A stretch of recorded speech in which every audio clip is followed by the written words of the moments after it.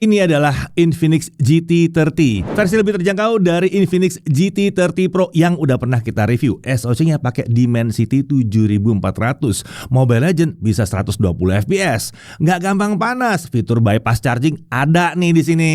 Layarnya AMOLED, bezelnya tipis, dan yang gak kalah penting dia punya shoulder button, GT Trigger seperti versi Pro-nya juga. Dan masih banyak lagi kelebihan dari HP ini yang membuatnya jadi sangat-sangat menarik. Langsung aja kita bedah si Infinix GT30 ini, oke?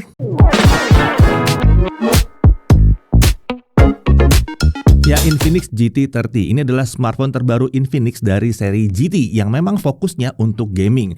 Nah, meskipun lebih terjangkau, ternyata ada beberapa fitur gamingnya yang mirip banget dengan GT30 Pro. Oke, kita akan bahas apakah ini benar-benar HP gaming sejati atau mungkin malah lebih dari sekedar HP gaming. Dan kita mulai dulu pembahasan ini dari isi paket penjualannya. Di dalamnya tentunya ada unit Infinix GT30-nya. Lalu ada screen protector yang langsung terpasang. Silicone case juga ada, dan ada chargernya. Ini adalah charger 45 watt. Lalu ada kabel USB Type-C yang bentuknya L-shape ya. SIM ejectornya ada dan paket dokumen juga ada dalam sini tentunya. Nah, smartphone ini punya desain yang disebut oleh Infinix sebagai Mecha Design. Ada juga lampu LED yang disebut sebagai Mechanical Light Waves di back covernya. Oke, beralih ke frame. HP ini pakai desain flat dengan sudut yang melengkung seperti ini. Materialnya pakai polikarbonat baik untuk frame maupun untuk back covernya. Smartphone ini hadir dengan 4 varian warna. Ada Cyber Blue, Pulse Green, Blade White, dan Shadow Ash. Nah, itu yang kita uji kali ini ya. Smartphone ini dilengkapi dengan rating IP64, jadi dia kedap debu dan aman kalau kena cipratan air. Untuk dimensinya, lebar 163,7 mm, tinggi 75,8 mm, dan ketebalan di 7,99 mm. Bobotnya 190 gram. Oke, sekarang kita lihat apa yang ada di sekeliling bodi HP ini. Di kanan ada tombol power, volume up and down, dan ada GT Trigger. Kedua GT Trigger ini punya fungsi seperti L1 dan R1 di controller game ya. Fungsinya juga bisa diatur seperti saat melakukan double press di salah satu tombolnya atau melakukan long press di kedua tombol. Bagaimana penggunaannya nanti kita bahas dalam pengujian gaming ya. Di atas ada grill speaker, mikrofon, dan infrared blaster. Kalau sisi kiri kosong. Di bawah ada SIM tray untuk dual SIM tanpa slot micro SD. Kemudian ada mikrofon, port USB Type-C, dan grill speaker. Jadi kelihatan ya, HP ini punya 2 grill speaker di bagian atas dan di bagian bawah, yang menandakan kalau speaker HP ini sudah stereo. Untuk kualitas speakernya ini udah tergolong oke ya menurut kami ya. Volumenya bukan yang paling lantang, tapi separasi udah mencukupi dengan treble yang memang dominan, dan masih ada lah sedikit-sedikit bassnya ya. Beralih ke sisi depan, ini adalah layar 6,78 inci AMOLED 144 Hz. Resolusinya disebut sebagai 1,5K ya, atau tepatnya 2720 x 1224 pixel. Refresh rate ini adaptif, jadi bisa turun ke 60 Hz saat tidak ada aktivitas di layar. Nah, untuk ujian brightness, layar ini bisa mencapai 616 nits untuk kondisi indoor dan 624 nits untuk simulasi outdoor. Kalau perlu tampilan layar lebih tenang, masih bisa. Ada juga mode HBM atau High Brightness Mode. Nah, kalau diuji untuk simulasi outdoor dengan HBM, brightnessnya bisa mencapai tinggi sekali, 1677 nits ya. Mantap. Jadi nggak ada masalah mau dipakai di bawah terik sinar matahari untuk tampilan layarnya ya. Nah, lanjut ke pengujian warna. Di sini ada 2 mode warna yang bisa dipilih, ada bright color dan ada original color. Di mode bright color, gamut coveragenya ada di 100% DCI-P3 dengan gamut volume di 122,7% DCI-P3. Di mode original color, gamut coveragenya ada di 98,8% DCI-P3 dengan gamut volume di 104,6% DCI-P3. Jadi dua-duanya antara tinggi warnanya atau tinggi banget saturasi warnanya. Jadi hati-hati aja kalau mengedit foto atau video di HP ini. Bisa jadi ntar hasil editannya terlihat agak kurang berwarna kalau dilihat di perangkat lain yang mungkin 100% sRGB atau kurang. Oke, untuk bezel layar ini sudah termasuk tipis ya untuk keempat sisinya. Layarnya juga dilindungi dengan Corning Gorilla Glass 7i. Always on display ada di sini, tapi ini 5 detikan aja ya, belum yang benar-benar bisa nyala terus-terusan. Nah, layar smartphone ini juga sudah dapat sertifikasi low blue light dari TÜV Rheinland. Lanjut ke bagian atas layar. Di sini ada earpiece-nya, lalu ada kamera selfie 13 megapiksel f2.2 fixed focus.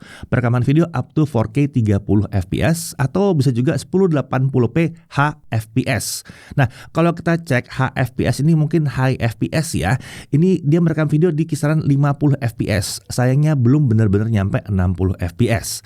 Oke, sekarang kita balik ke belakang. Ini adalah kamera utamanya 64 megapiksel, bukaannya f1.75 dan tentunya autofocus. Kamera ini ditemani oleh LED flash dan perekaman videonya up to 4K 30 fps atau lagi-lagi 1080p HFPS. Nah, selain kamera utama, HP ini juga punya kamera ultrawide 8 megapiksel f2.2 autofocus. Perekaman video up to 2K 30 fps. Sementara untuk 1080p 60 fps juga belum tersedia di sini. Nah, kalau yang ini bukan HFPS ya, tapi 30 fps yang tersedia di sini ya. Oke, sekarang kita lihat spek internalnya ya. SoC-nya pakai MediaTek Dimensity 7400. Kalau untuk RAM 8GB LPDDR5X, storage-nya 256GB, tentunya UFS ya. Ini UFS 2.2. Untuk sistem pendingin, smartphone ini pakai vapor chamber yang luasnya adalah 20.000 mm persegi. Baterainya 5.500 mAh dan untuk charging dia pakai charger 45 watt dan sudah mendukung reverse charging 10 watt. Dan seperti dibahas tadi, dia punya bypass charging. Penting nih buat HP gaming ya. Nah, untuk sensor, ini lumayan lengkap ya. Sensor-sensornya tinggal dibaca aja nih. Gyroscope hardware tentunya ada juga ya. Untuk konektivitas tentunya ini sudah 5G, 2G, 3G, 4G, 5G bisa semuanya. Untuk Wi-Fi-nya Wi-Fi 6, Bluetooth-nya versi 5.4 dan udah support audio codec SBC, AAC, aptX, aptX HD, LDAC dan LHDC. Untuk NFC ada USB-nya bisa OTG, FM radio juga ada di sini. Lumayan ya, ada sarana hiburan gratis di sini. Nah, untuk sistem keamanan ada in-display fingerprint scanner dan face unlock juga. Untuk OS dia pakai XOS 15 for GT berbasis Android 15. Infinix menjanjikan smartphone ini akan dapat Android update sebanyak 2 kali dan security patch selama 3 tahun. Nah, ada beberapa aplikasi pihak ketiga yang jadi aplikasi bawaan di OS ini. Untungnya kalau nggak dibutuhkan, ini bisa dihapus dengan mudah kok. Fitur-fitur AI bagaimana? Ya, ini bukan cuma ada di sini ya. Ini ada banyak di sini. Ada Volax Voice. Ini adalah AI voice assistant dari Infinix. Ada juga Volax Smart Touch yang bisa kita pakai untuk mencari sesuatu atau ekstrak teks dari gambar. Ada AI Note yang bisa kita pakai untuk mengubah sketsa dari gambar dengan gaya yang berbeda-beda. Nah, lalu di aplikasi AI Gallery kita juga bisa menemukan fitur-fitur AI seperti AI Eraser, AI Extender, dan AI Sharpness Plus. Ada juga fitur AI Cutout yang bisa dipakai untuk mengekstrak objek dari gambar seperti ini nih ya. Nah, keren kan? Tentunya Circle to Search juga ada di sini. Ya, kalau mau pasang Gemini juga bisa sih, tinggal install doang. Nah, untuk fitur AI pada gaming, kami menemukan sedikit perbedaan ya jika dibandingkan dengan GT30 Pro. Di GT30 Pro ada fitur spesifik untuk Genshin Impact seperti Auto Pickup, Accelerate Dialog, Running Lock, dan lain-lain. Nah, fitur seperti itu belum ada di GT30 ini. Mungkin ini jadi fitur yang membedakan antara GT30 dan GT30 Pro. Setidaknya untuk fitur pendukung gaming lainnya masih ada beberapa nih. Misalnya di PUBG Mobile, itu ada fitur seperti Magic Voice Changer, Graphic Enhancement, Immersive Sound, dan tentunya GT Trigger. Oke, kita langsung masuk ke dalam benchmarknya aja ya. Untuk Antutu 10 dia dapat 768 ribuan. Dan kita juga tes Antutu 11 dan dia dapat hampir sejuta nih, 979 ribuan. Tapi ya itu Antutu 11 emang lebih tinggi selalu dari Antutu 10 ya. Lanjut untuk Geekbench 6. Single core-nya di 1062, multi-core di 3203. Jangan samakan dengan G99, G100, dan G200. Ini jauh lebih kencang. Oke. Lalu untuk 3D Max Slingshot Extreme OpenGL IS 3.1, grafik skornya di 6459. Nah, untuk 3D Mark Watt Live Stress Test kita lihat best skornya 3877, lowest skornya 3859. Jadi stability-nya tinggi di 99,5%. Dan ini tanpa pakai kipas. Lanjut untuk GFX Bench 1080p Manhattan 3.1 off-screen dapat 71 fps, 1080p Car Chase off-screen dapat 41 fps. Oke, sekarang kita lihat performa gamingnya ya. Nah, setelah penjualan gaming kita set refresh rate ke high atau bisa mencapai 144 Hz ya. Di menu settings kita juga atur refresh rate secara manual untuk game yang diuji ke 120 Hz. Saat bermain game kita juga bisa mengakses menu X Boost AI dengan swipe di pojok kiri atas layar seperti ini. Nah, di menu ini kita bisa atur berbagai fitur gaming seperti pengaturan GT Trigger, mode performa, dan bypass charging. Selama pengujian kita juga atur mode performa di menu X Boost AI ke performance. Kita mulai dari Subway Surfer. Nah, game ini langsung bisa berjalan di refresh rate 120 Hz. Hasilnya game jalan mulus di 120 fps. Lanjut ke Real Racing 3. Nah, game ini juga bisa jalan di refresh rate 120 Hz dan hasilnya ya mulus lancar di 120 fps selama pengujian. Oke, sekarang kita coba Mobile Legends. Setting grafis yang terbuka di sini bisa bisa nyampe ultra dengan frame rate ultra juga atau 120 fps. Dan selama pengujian, game ini berjalan di kisaran 95 sampai 121 fps. Udah mantep yang satu ini. Oke, lanjut untuk PUBG Mobile. Setting grafis maksimal yang terbuka di sini sampai HDR dan frame rate di ultra atau 40 fps. Nah, kalau setting grafisnya smooth, frame rate bisa dibuka sampai Extreme Plus atau 90 fps. Nah, selama pengujian, kalau kita pakai setting terakhir, kita lihat bahwa gamenya berjalan di kisaran 79 sampai 90 fps. Udah mantep ya? Nah, untuk gyro aiming tentunya aman juga karena yang satu ini udah pakai hardware gyro. Dan kita juga bisa menggunakan GT trigger yang ada di smartphone ini. Secara default, tombol kiri dipakai untuk scope dan tombol kanan untuk nembak. Tapi kalau kita mau ubah fungsi trigger ini, bisa juga. Lanjut untuk Genshin Impact. Kita pakai setting highest 60 fps. Di 18 menit awal, frame rate ada di 25 sampai 36 fps. Setelah itu, game berjalan cukup stabil di kisaran 30 fps sampai pengujian selesai. Saat kami cek suhu permukaannya, terlihat kalau suhu bagian belakang tuh hanya mencapai 37 derajat Celcius di area dekat modul kamera. Ini aman banget ini. Menariknya, panas di bagian back cover ini bisa disebar dengan baik. Nah, ke bagian layar sekarang kita lihat ya. Suhu tertinggi cuma nyampe 36 derajat Celcius di area kiri layar dekat modul kamera selfie. Lagi-lagi ini aman sekali. Sekarang kita coba lihat kalau kita pakai kipas di setting highest 60. Nah, di sini kita mulai dapat frame rate yang hampir mulus di 40 fps dengan sekali ada frame drop di bawah 40 fps. Oke, karena penasaran kita juga coba main Genshin Impact di setting lowest 60 fps. Di setting ini ternyata frame rate maksimumnya terkunci di 40 fps aja. Saat kami uji, frame rate-nya tuh mulus 40 fps terus sampai akhir pengujian. Sepertinya smartphone ini bisa mendeteksi saat game ini sedang dimainkan dan langsung mengunci frame rate maksimumnya ke 40 fps. Nah, menurut kami ini adalah langkah yang bagus ya, karena game dengan frame rate yang stabil ini akan lebih nyaman dibandingkan kalau selalu ngejar frame rate maksimum tapi nggak stabil, naik turun kejauhan. Oke, untuk ranking-rankingan, smartphone ini masuk ranking B+ kalau tanpa kipas dan A kalau pakai kipas. Oke, sekarang kita masuk dalam pengujian kamera. Oke, di tangan kita kali ini sudah ada Infinix GT30 nih. Jadi langsung aja kita lihat kemampuan kameranya. Kali ini yang menguji kameranya adalah Hasfi ya, tapi masih dipandu sama saya juga kok. Jadi kita akan coba bahas bareng. Perlahan nanti ke depannya saya akan juga lepas pengujian kameranya ke Hasfi juga biar dia bisa mandiri gitu ya. Dulu kan udah ada Nova, Lisan, udah bisa sendiri kan. Sekarang gantian nih. Junior reviewer baru kita harus kita training dulu. Sip. Oh iya, suara yang kalian dengar dari tadi itu suara langsung dari mikrofon smartphone-nya ya. Kita nggak pakai mikrofon eksternal di sini. Kalau untuk vlogging atau video sehari-hari hasilnya kurang lebih seperti inilah. Oke, kita mulai pengujian kameranya dari kamera selfie-nya dulu. Untuk kamera selfie, di 4K 30 fps hasilnya seperti ini. Detailnya tinggi dengan ketajaman yang pas. Saturasi warna sudah pas dengan tone warna yang sedikit kekuningan. Kita juga coba di 1080p HFPS, hasilnya juga tetap bagus ya. Sayangnya, HFPS di sini bukan berarti 60 fps ya. Saat kami tes, frame rate video hanya sampai 50 fps. Kami juga sudah coba matikan stabilizernya, tapi ternyata tetap saja jalan di 50 fps. Belum bisa jalan di 60 fps.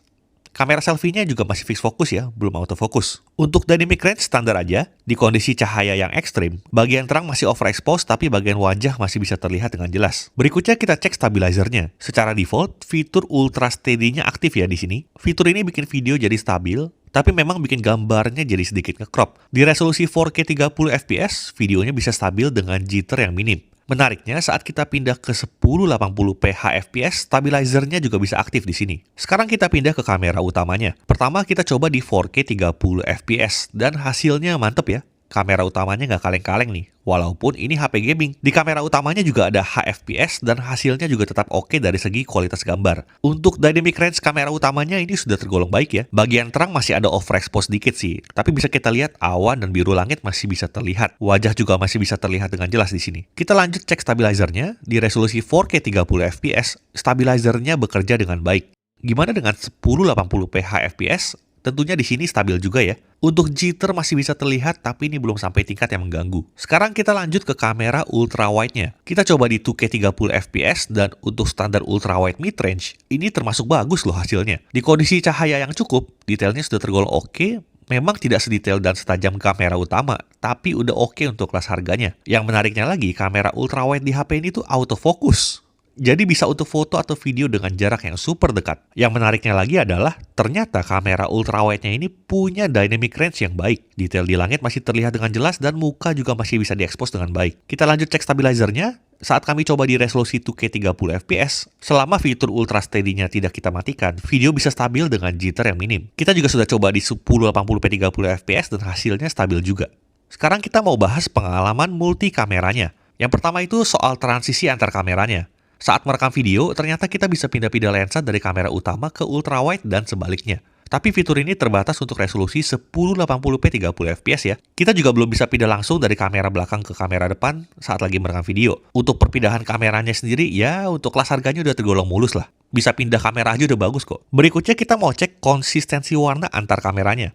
Yang mengejutkan, perbedaan warna antar kameranya nggak terlalu jauh nih. Jadi mau pakai kamera utama atau ultrawide, warnanya mirip-mirip aja. Sekarang kita masuk ke kondisi low light. Pertama kita cek kamera selfie-nya. Di kondisi low light, kualitas gambarnya sudah mulai menurun ya. Kita coba di 4K 30 fps, hasilnya masih cukup terang, detail masih cukup terjaga, tapi noise lumayan terlihat di sini. Kita juga coba di 1080p HFPS, hasilnya seperti ini. Gambar terlihat soft, detail belum sebaik 4K 30 fps, tapi yang kami salut, di kondisi segelap ini, video HFPS masih bisa tergolong terang loh ini. Lalu kita cek stabilizernya, di resolusi 4K 30 fps, stabilizernya bisa berjalan dengan baik, tapi jitter sudah mulai makin terasa nih. Pindah ke resolusi 1080p HFPS, videonya juga stabil dengan jitter yang lebih minim. Sekarang kita coba kamera utamanya di kondisi low light. Di 4K 30 fps, detail sudah mulai berkurang dan noise juga sudah mulai bermunculan. Gimana kalau di 1080p HFPS? Di sini gambar masih cukup terang, tapi kami mendapati adanya penurunan frame rate. Jadi di beberapa situasi, bisa turun ke bawah 30 fps. Ini bikin perekaman videonya jadi sedikit patah-patah ya. Sayangnya, auto FPS ini belum bisa dimatikan. Lalu kita cek stabilizer kamera utamanya. Di 4K 30 fps videonya bisa stabil, tapi menurut kami jitternya cukup terasa ya di sini. Lalu di resolusi 1080p HFPS, stabilizernya bisa kami bilang sih mirip-mirip aja lah. Sekarang kita cek kamera ultrawide-nya. Di resolusi 2K 30 fps, detail gambar sudah mulai berkurang dan noise juga mulai bermunculan. Menariknya, video dari kamera ultrawide-nya ini masih cukup terang ya, tapi kami tetap menyarankan untuk pakai kamera ultrawide-nya di kondisi cukup cahaya aja, untuk hasil yang lebih baik. Perbedaan kualitas gambar ini adalah hal yang wajar ya, mengingat ultrawide-nya kan beda sensor dengan kamera utamanya. Kalau urusan stabilizer, kita coba di 2K 30 fps, di ultrawide-nya juga bisa stabil, tapi dengan jitter yang belum tergolong rapi-rapi banget lah. Kita lanjut ke fotografi. Secara umum, hasilnya sudah cukup bagus untuk sebuah HP yang sebenarnya diarahkan untuk gaming ya. Di kondisi cukup cahaya, semua kameranya punya hasil yang cukup baik untuk kelas harganya. Di kondisi cahaya yang ekstrim, dynamic range juga aman karena HDR processing-nya akan otomatis aktif. Untuk mode portrait, efek bokehnya juga sudah cukup rapi. Di kondisi low light, hasil fotonya juga cukup oke berkat adanya fitur night mode yang otomatis aktif. Tapi catatannya, ini bikin shutter kamera jadi sedikit delay saat kita mengambil gambar. Jadi pastikan tangan kita stabil kalau mau ngambil foto di kondisi low light. Tapi kalau dirasa tidak perlu, fitur ini juga bisa dimatikan. Sekarang kita bahas fitur ekstranya. Selain bisa dipakai pas main game, ternyata GT Trigger di HP ini juga bisa kita pakai untuk ambil foto. Tapi fungsi ini secara default belum aktif ya, jadi kita perlu nyalakan dulu di menu setting. Untuk GT Trigger, kita bisa tekan sekali di salah satu tombol untuk ambil gambar, atau di hold untuk bershooting. Fitur berikutnya, HP ini juga punya Pro Mode ya, bisa dipakai untuk kamera utama dan ultrawide-nya juga. Untuk detail ISO dan shutter speed-nya bisa kalian lihat di layar aja ya. Fitur berikutnya ada dual video yang bisa kita pakai untuk rekam video dari kamera depan dan kamera belakang sekaligus. Wah, dual video fitur HP mahal nih. Untuk layout videonya bisa diatur, mau bersebelahan atau salah satu videonya jadi pop-up kecil di video utama. Video dari kamera belakangnya juga bisa kita pilih, mau pakai kamera utama atau kamera ultrawide. Wih, mantap nih. Lalu fitur slow motion juga ada dengan resolusi 1080p 120 fps. Untuk kualitas gambarnya jangan dibandingkan dengan video normal ya. Wajar kalau video slow motion hasilnya tuh nggak sebagus video normal. Oke, itu dia pengujian kameranya Infinix GT30. Kalau ditanya apa sih yang kurang atau hal yang masih perlu ditingkatkan oleh Infinix? Yang pertama itu perekaman video HFPS. Di sini bukan berarti 60 fps ya, lebih mengarah ke di atas 30 fps saja. Harusnya ini bukan keterbatasan SoC atau sensornya ya. Ini simply keputusan Infinix untuk melimit frame rate-nya aja. Berikutnya, stabilizernya belum tergolong yang rapi-rapi banget nih. Di kondisi terang aja jitternya masih bisa terasa sedikit. Lalu kita juga menemukan adanya frame drop saat lagi pakai 1080p HFPS di kondisi low light. Dari sisi kelebihannya, perekaman videonya bisa 4K 30 fps untuk kamera depan dan kamera utamanya. Ini masih jarang ada yang bisa loh untuk kelas harganya. Lalu stabilisasi bisa jalan di semua resolusi. Kamera utama dan ultrawide-nya punya dynamic range yang sangat baik. Lalu kamera ultrawide-nya punya autofocus. Dan pengalaman multi kameranya juga oke. Kita bisa pindah-pindah kamera selama merekam video dan pergeseran warnanya juga minim. Kesimpulannya, kamera smartphone ini terlalu bagus untuk sebuah HP gaming. Kata siapa HP gaming harus ngorbanin kamera? Infinix membuktikan bisa kok gaming oke, kamera oke. Nice job Infinix. Sekarang kita lanjut lagi ke pembahasan berikutnya. Oke, sekarang kita lanjut untuk pengujian daya tahan baterainya. Untuk YouTube offline video playback 1080p, baterai baru habis setelah 23 jam 16 menit. Untuk baterai 5500 ini hasil yang bagus ya. Untuk streaming YouTube 1080p 30 fps non HDR, baterai berkurang hanya 2% selama setengah jam. Untuk scrolling TikTok ya, selama setengah jam, baterai juga berkurang hanya 3%, biasanya sekitar 4-5%. Untuk Genshin Impact HS60, baterai berkurang juga nggak nyampe 10%, bahkan hanya 8% dalam 30 menit. Oke, sekarang kita lihat kecepatan chargingnya. Untuk mencapai 50% kita butuh waktu 27 menit, sementara dari kosong sampai penuh butuh waktu 1 jam 2 menit. Hasil yang sudah wajar ya, udah mantep di sini. Lanjut untuk Netflix ya. Ini udah wideband L1, jadi bisa streaming sampai Full HD, tapi memang belum ada dukungan untuk HDR. Untuk YouTube streaming bisa sampai 2160p 60 fps pakai HDR. Untuk haptic feedback, getaran yang dihasilkan ini cukup akurat ya, dan kekuatannya konsisten. Lalu untuk Wi-Fi sharing ini tersedia. Kita cukup aktifkan personal hotspot saat kita terhubung ke Wi-Fi, dan otomatis Wi-Fi kita ya, yang kita koneksi Wi-Fi kita itu akan di-share internetnya ke device-device lain kita. Atau bisa juga ke teman-teman kita ya. Nah, untuk harga, Infinix GT30 ini hanya hadir dalam satu varian RAM storage aja, di RAM 8GB dan storage 256GB, dan harganya adalah Rp3.499.000. Untuk info selengkapnya cek aja di kolom deskripsi. Oke, kita lanjut ke hal yang perlu diperhatikan. Oke, pertama, always on display di smartphone ini baru 5 detikan, bukan yang always beneran ya. Kemudian di sini tidak ada audio jack 3,5 mm. Jadi kalau mau gaming dengan headset tanpa delay, kita harus pakai adapter tambahan. Lalu ada beberapa hal teknis yang perlu diperhatikan di pengujian kamera. Pastikan itu penting atau tidak untuk kalian. Nah, dari sisi menariknya, di sini tentunya udah ada GT Trigger. Lalu ada fitur bypass charging. Ini udah gaming banget ya. Lalu desainnya ini ya berkarakter di sini. Dan sebetulnya ini masalah preferensi aja ya. Ada yang suka dan ada yang mungkin tidak ya. Menurut kami ini keren-keren aja. Lagian kalau nggak terlalu suka tapi happy dengan speknya dan kemampuannya, casingin aja, beres ya. Kemudian layar sudah pakai AMOLED dengan refresh rate yang tinggi. Game e-sport seperti Mobile Legends juga udah jalan di 120 fps. Performa gamingnya stabil, suhunya adem, kameranya termasuk bagus, bahkan bisa bersaing dengan yang non-gaming sekalipun. Dan dia bahkan sudah punya ultrawide juga ya. Kemudian ada jaminan 2 kali Android update dan 3 tahun security update. Ini udah lumayan banget di kelas harga segini. Dan dia juga ada tahan airnya ya, IP rating IP64 ya, paling nggak kena hujan-hujan aman lah ya. Jadi terlihat ya kalau Infinix GT30 ini menawarkan performa yang konsisten dan punya berbagai fitur menarik untuk kelas harganya. Fitur gaming yang ada di versi Pro seperti GT Trigger itu tetap ada di smartphone yang satu ini. Game e-sport seperti Mobile Legends, PUBG juga bisa jalan di frame rate yang tinggi. Game berat seperti Genshin Impact di setting grafis tinggi juga masih bisa dilibas dengan performa yang stabil dan suhunya adem banget. Ini akan cocok untuk yang nyari smartphone dengan performa gaming yang kencang dan punya suhu yang adem, tapi tetap mumpuni untuk penggunaan sehari-hari. Yang kami nggak nyangka adalah kemampuan kameranya yang termasuk bagus untuk kelas harganya. Ini judulnya aja smartphone gaming, tapi setelah pengujian kami malah bilang ini smartphone all-rounder ya. Kalau kurang cocok sama desainnya ya seperti tadi bilang ya, tutup aja pakai case, beres, udah ya. Jadi salut untuk Infinix, ini adalah smartphone yang sangat-sangat menarik untuk kelas harganya. Saya Deddy Irfan, Jakarta TV.